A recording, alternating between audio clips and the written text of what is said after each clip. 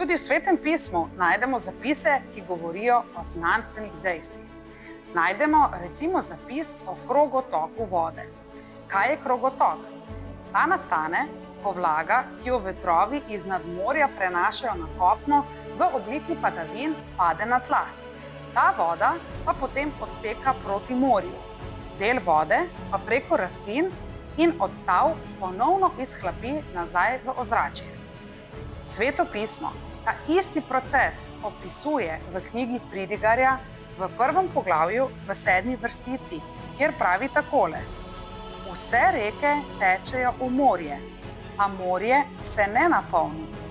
Tja, od koder reke izvirajo, se zopet vračajo. Ampak pomislimo, to je bilo zapisano že pred vsaj 2500 leti.